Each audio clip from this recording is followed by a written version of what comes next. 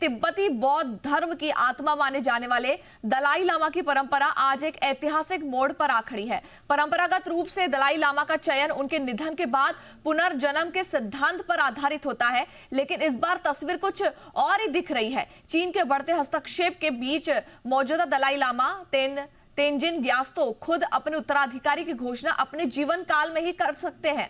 यह फैसला तिब्बती समुदाय के लिए जितना बड़ा है, उतना ही राजनीतिक रूप से भी संवेदनशील माना जाता है। इस पूरे मसले पर बात करने के लिए दिल्ली से हमारे साथ जुड़ रहे हैं हमारे संवाददाता सिद्धांत सिब्बल। सिद्धांत, दलाई लामा के उत्तराधिकारी को लेकर क्या कुछ अपडेट मिल रही है आपके पास?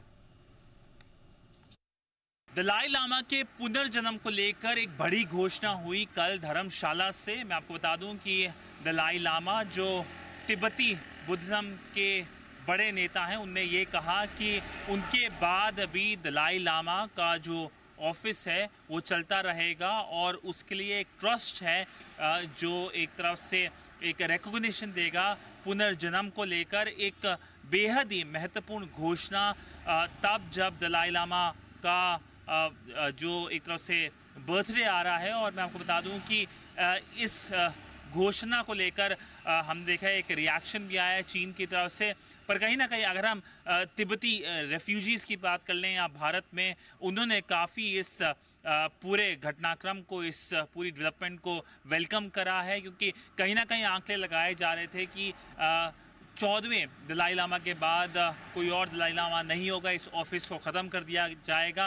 पर ऐसा नहीं हुआ। दलाई लामा ने घोषणा में कहा कि उनको दुनिया भर से खत आए और चिट्ठियां आई जिनमें कहा गया कि इस ऑफिस को ख़त्म करने की ज़रूरत नहीं है। पर कहीं ना कहीं एक महत्वपूर्ण डेवलपमेंट ना केवल तिब्बतियन रेफ्यूजीज़ के लिए पर जियोपॉलिटिकली भी।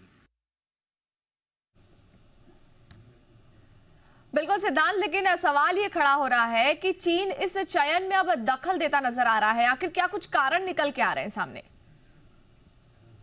देखिए, अगर चीन की बात कर लें तो चीन का मानना है कि अगर अगले दलाई लामा जो 15वें दलाई लामा होंगे, उनका जो रिकॉग्निशन होगा, उस रिकॉग्निशन के लिए चीन की अनुमति लेनी ज़रूरी है। और चीन कहता कि उनका एक गोल्डन अर्न प्रोसेस होता है। पर इस पूरे रिएक्शन को लेकर हमने देखा कि कैसे जो तिब्बती गवर्नमेंट है एग्जाइल में या भारत में, उन्होंने इस पूरे रिएक्शन को रिजेक्ट कर दिया है। उनका मानना ये है कि जो रूल्स दलाई लामा देके जाएंगे उसी के तहत अगले दलाई लामा को नियुक्त करा जाएगा। और कहीं ना कहीं उन्होंने ये कहा है, चीन इसलिए दलाई लामा नियुक्त करना चाहता है क्योंकि वो तिब्बत पर अपना एक तरफ से वर्चस्व बढ़ाना चाहता है। तो कहीं ना कहीं लग रहा है कि एक मेजर इशू डेवलप हो रहा है और हो सकता है आने वाले कुछ सालों में चीन और जो तिब्बती रेफ्यूजीज़ हैं, उनकी लीडरशिप है, उनके बीच।